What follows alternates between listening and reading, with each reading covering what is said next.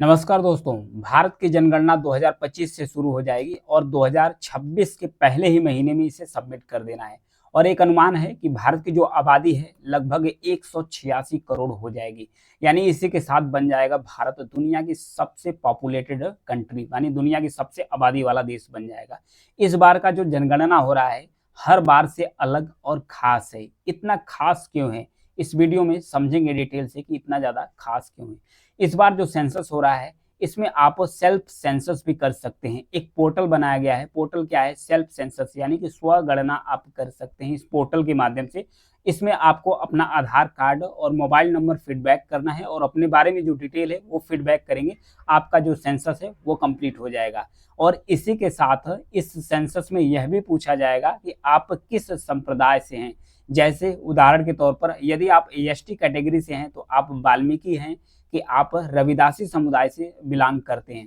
यदि आप मुस्लिम कैटेगरी से हैं तो आप शिया हैं या सुन्नी हैं। इस प्रकार से सेंसस किया जाएगा। और साथ ही इस सेंसस को इतना जबरदस्त बनाया जा रहा है कि यदि आप 18 साल के जैसे ही हो जाते हैं, आपका जन्म हुआ है, आप जन्म है, तो इस सेंसस में जैसे आपका जो फीडबैक डेटा है दर्ज कर दिया जाता है। जैसे ही आप 18 साल के हो जाएंगे आपका जो वोटर आईडी है स्वतः जनरेट हो जाएगा। आप 18 साल के होते ही वोट देने के लिए एलिजिबल हो जाएंगे। आप वोट दे सकते हैं, जाकर किसी भी विधानसभा और लोकसभा में वोट जाकर दे सकते हैं। इसके लिए आपको अलग से वोटर आईडी बनाने की आवश्यकता नहीं होगी। फिर उसके बाद जिस बच्चे का सेंसस अभी हो जाएगा उसका जन्म जो प्रमाण है वो अगर फीडबैक हो जाएगा और जन्म प्रमाण पत्र भी स्वतः जनरेट हो जाएगा। फिर जब मृत्यु होगी, जब बुजुर्ग होने के बाद मृत्यु होगी, तो मृत्यु के बाद जो डेटा है स्वतः ही ऑटोमेटिक डिलीट हो जाएगा। तो इससे उसको अलग से न मृत्यु प्रमाण पत्र बनवाने की आवश्यकता पड़ेगी न जन्म प्रमाण पत्र बनवाने की आवश्यकता होगी, खुद ही जनरेट हो जाएंगे। तो इसलिए ये जनसंख्या को खास बना देता है। United nation economic social agency इसके द्वारा बताया गया है कि 2023 में जो भारत की आबादी है, भारत की आबादी लगभग 142 करोड़, यानी कि जो चाइना की पॉपुलेशन है उसके इक्वल है। लेकिन अभी बताया जा रहा है कि 2025 तक भारत की जो आबादी है 146 करोड़, यानी कि 146 करोड़ हो जाएगी। यानी दुनिया का सबसे पॉल्यूशन वाला, मतलब सॉरी पॉल्यूशन ही, पॉपुलेशन वाला कंट्री बन जाएगा भारत। तो इसी के साथ 146 के साथ ही बन जाएगा भारत। और 2035 तक बताया जा रहा है कि भारत की जो प्रोडक्टिविटी है ये बढ़ने वाली है। प्रोडक्टिविटी कैसे बढ़ेगी? क्योंकि भारत के जो निर्भर आबादी है, यानी कि जो निर्भर आबादी 15 साल से नीचे की जो जनसंख्या है और 64 साल से जो ऊपर की जनसंख्या है, इन दोनों का अनुपात, जो निर्भर अनुपात, जो भारत की कामकाजी जनसंख्या है, जैसे कि 15 साल से और 64 साल के बीच में जो भारत की कामकाजी आबादी है, इस पर इनकी जो निर्भरता है ये कम हो जाएगी। जब निर्भरता कम हो जाएगी तो भारत की जो प्रोडक्टिविटी है ये काफ़ी ज़्यादा बढ़ने की उम्मीद है। फिर यह भी बताया जा रहा है कि 2025 तक भारत की जो परसेंटेज है, यानी जनसंख्या वृद्धि दर है, ये 0.9% तक रहने वाली है। इससे ज़्यादा भारत की पॉपुलेशन, मतलब जनसंख्या का जो रेट है वो नहीं होगा।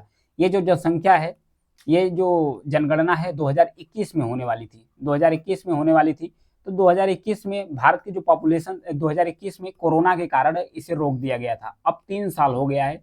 3 साल बाद इसको 2025 में अनिवार्य रूप कर दिया गया है। इसे सेंट्रल गवर्नमेंट यानी केंद्र सरकार की तरफ से हरी झंडी भी मिल गया है। फिर इसे 2026 तक कंप्लीट भी करना है।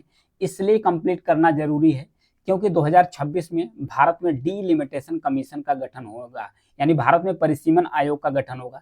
जो परिसीमन आयोग है यह निर्धारित करता है, जनसंख्या के आधार पर निर्धारित करता है कि किसी भी राज्य में या किसी भी देश में जो जनसंख्या के आधार पर लोकसभा सांसद और विधानसभा के जो विधायक होते हैं उनकी संख्या कितनी होगी। और साथ ही इस बार जो 33% महिला आबादी है, महिला आबादी की 33% आरक्षण तय किया जाएगा कि उनका जो विधानसभा और लोकसभा में सांसद विधायक के रूप में उनका 33% जो रिजर्वेशन है ये सेट होगा इस सेंसस के अनुसार। और उसके बाद 2025 से जो वृद्धि दर है इसमें लगातार कमी आएगी। 1951 की अगर बात कर लिया जाए तो भारत में जो वृद्धि दर है जनसंख्या की 1.25% थी। अभी 2035 तक अनुमान है कि लगभग 0.6% तक रह जाएगी, यानी कि बहुत ज़्यादा कमी होगी। 2011 में जब जनगणना हुई थी तो उस समय भारत की आबादी लगभग 121 करोड़ से अधिक थी, लेकिन अभी जो जनसंख्या है ये अलग हो गई है। फिर अलग अलग संस्थाएं जैसे वर्ल्ड बैंक हो गया, फिर यूएनडेसा हो गया, फिर उसके बाद विश्व बैंक हो गया, इन सब सारे जो एजेंसियां हैं इनके द्वारा जो भारत की पॉपुलेशन को डिसाइड किया जा रहा है, बताया जा रहा है। इससे यह दिलचस्प बात पता चलेगी कि एक्चुअल में जो भारत की पॉपुलेशन है, भारत की जो जनसंख्या है वो है कितनी। जो एजेंसियां अलग अलग एजेंसियां अपने हिसाब से बता रही है उतना है कि नहीं है। फिर उसके बाद बताया जा रहा है कि जो टोटल फर्टिलिटी रेट है ये 2062 आते आते एकदम से कम होने वाली है। कैसे? क्योंकि जो टोटल फर्टिलिटी रेट है, यानी कि कह जा सकते हैं कि जो कुल प्रजनन दर है, एवरेज रखा गया है कि 2.1 होना चाहिए, जो 1951 में कितना था, 5.77 था।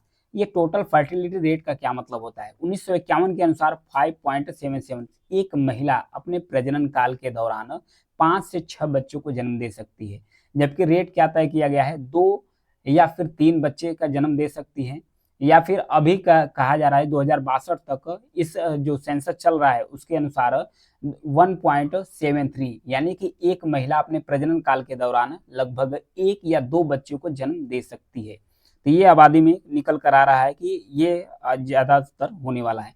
इस बार जो सेंसस होगा, इस बार डोर टू डोर जनगणना के अलावा लोगों को ऑनलाइन जनगणना फॉर्म भरकर खुद ही सारी डिटेल भरने का जो ऑप्शन है ये मिलेगा।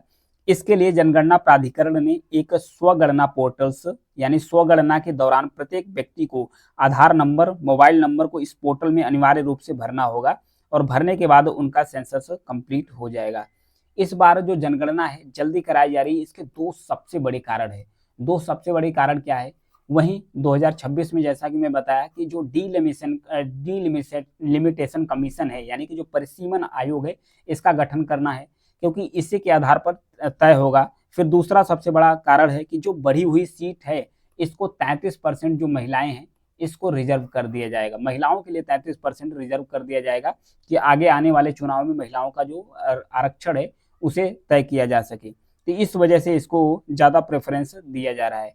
फिर आते हैं कि जनगणना कराई ही क्यों जाती है, जनगणना से क्या फायदा होता है। तो आइए नजर डाल लेते हैं एक बार।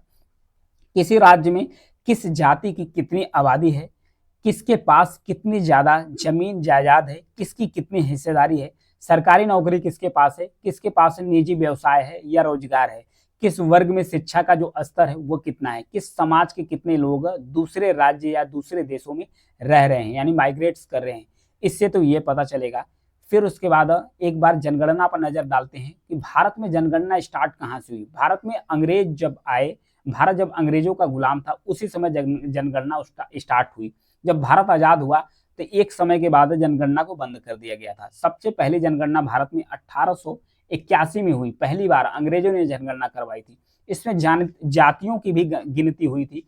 फिर उसके बाद 1931 तक ऐसा ही चलता रहा। फिर 1941 आते आते जातिगत जनगणना तो हुई, लेकिन इसके आंकड़े को सार्वजनिक नहीं किया गया। भारत के संविधान निर्माताओं और आजाद भारत की जो पहली कैबिनेट थी, जिसमें नेहरू, पटेल और अंबेडकर और मौलाना आजाद जैसे नेता थे, उनके द्वारा यह डिसीजन लिया गया कि उन्होंने तय कर लिया कि हम जातिगत जनगणना नहीं कराएंगे, क्योंकि इससे जो समाज है इसमें विभाजनकारी हो सकता है, समाज के लिए विभाजनकारी हो सकता है। आज़ादी के बाद 1951 में पहली जनगणना हुई, लेकिन इसमें सभी जातियों के बजाय सिर्फ एससी या एसटी कैटेगरी की जनगणना हुई कि इसमें किसकी कितनी आबादी हुई। जनगणना में एससी या एसटी कैटेगरी की जो गिनती हुई इसलिए कराई गई ताकि इन्हें आरक्षण देना था, तो आरक्षण देना था इसलिए ये गणना कराई गई। लेकिन अब सबको कराया जाएगा, अब तो समुदाय भी पूछा जाएगा। संप्रदाय इसलिए पूछा जाएगा कि यदि आप एससी कैटेगरी से हैं तो आप वाल्मीकि समुदाय से हैं कि रविदासी समुदाय से हैं।